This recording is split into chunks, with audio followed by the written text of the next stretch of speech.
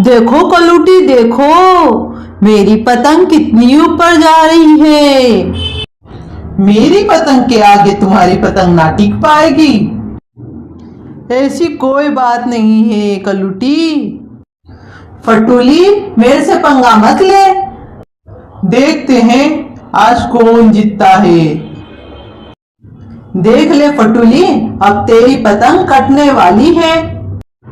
फटूली को हराना मुश्किल ही नहीं नामुमकिन है। तू तो गई फटूली। कलूटी तूने मेरी पतंग काट दी। बड़ी इतरा रही थी ना कि मुझको कोई हरा नहीं सकता। अब देखती हूँ कैसे कोई मेरे को हराता है। मैं जा रही हूँ शहर एक और पतंग लेने। कलूटी और फटूली दो चुड़ैल बहनें थी। उन दोनों में काफी प्यार था। जनवरी के महीने में जब उन्होंने सबको पतंग उड़ाते देखा तो उनका भी मन मचल उठा। कलूटी कलूटी चलो हम मिलकर पतंग उड़ाते हैं।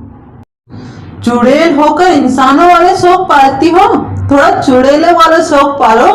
चलो किसी इंसान का मांस खाकर आते हैं। नहीं नहीं, मुझे तो आज पतंग उड़ानी है। मेरा बहुत मन कर रहा है पतंग उड़ाने का। क्या फटूली, तुम भी बच्चों जैसी जिद कर रही हो। न जाने कितने पाप किए हैं तब जाके चुड़ैल का जीवन मिला है। इस जीवन को व्यर्थ ना जाने दो। ये इंसानों वाले शौक तुम्हें शोभा नहीं देते। हम चुड़ैल हैं, हमें चुड़ैल बन के रहना है। तुम तो मेरा कोई कहना मानती ही नहीं हो। मैं जो कुछ भी कहती हूँ उसके लिए मना कर देती हो। इतना कहकर फटूली कलूटी से गुस्सा हो जाती है। अरे मैंने तो फटूली को नाराज कर दिया, मुझे इसे मनाना होगा।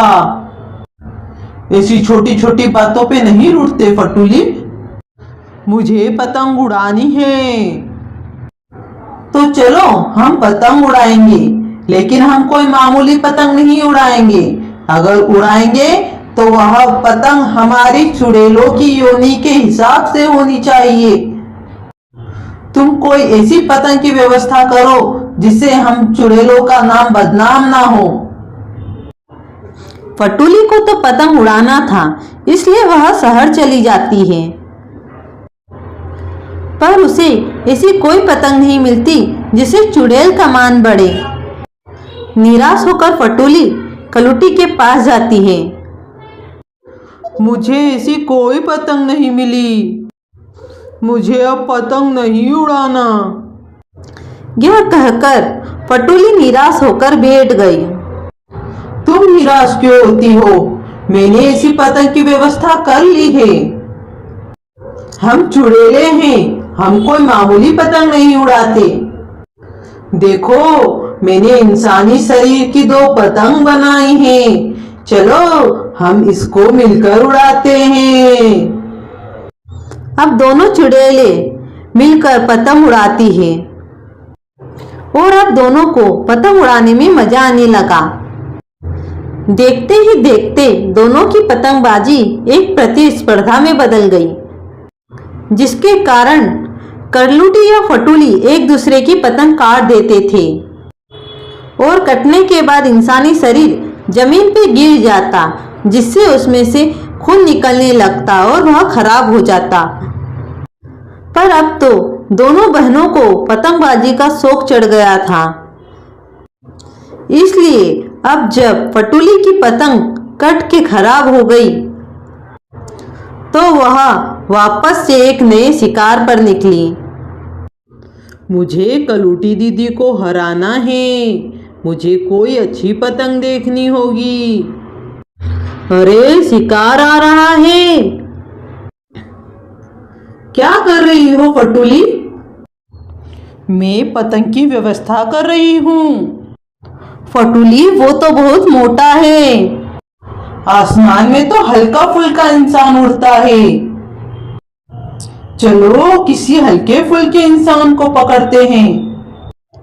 ऐसे ही दोनों चुड़ैले अब गांव से ही लोगों को उठाकर लाने लगी। एक दिन एक सेठ का बेटा आंगन में खेल रहा होता है। अरे ये तो कितना क्यूट है, अगर इसे मैं पतंग बनाकर उड़ाऊंगी तो मेरी पतंग तो कलुटी से बहुत सुंदर दिखेगी। और यह सोचकर वह उस बच्चे को उठा लेती है। सेठ ने सुना जरूर था कि कोई चुड़ैल बहनें लोगों को उठाकर ले जाती है, पर आज पहली बार उसने चुड़ैल को देखा था। जब वह बच्चे को उठाकर ले जाती है तो सेठ घर में से तलवार ले आता है और वह बिना कुछ सोचे समझे फटूली को काट देता है। तलवार के प्रहार से फटूली मर जाती है।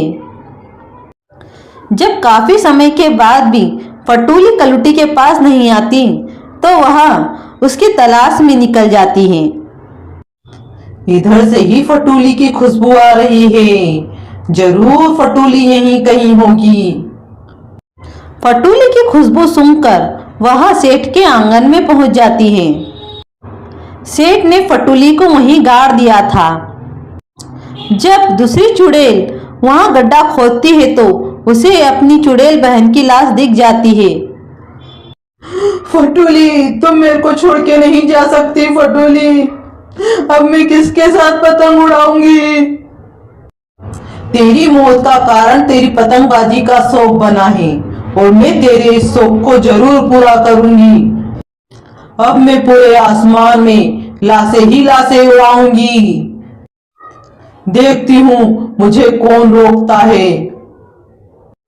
कहानी का दूसरा भाग देखने के लिए वीडियो को लाइक और चैनल को सब्सक्राइब जरूर करना। वीडियो देखने के लिए धन्यवाद।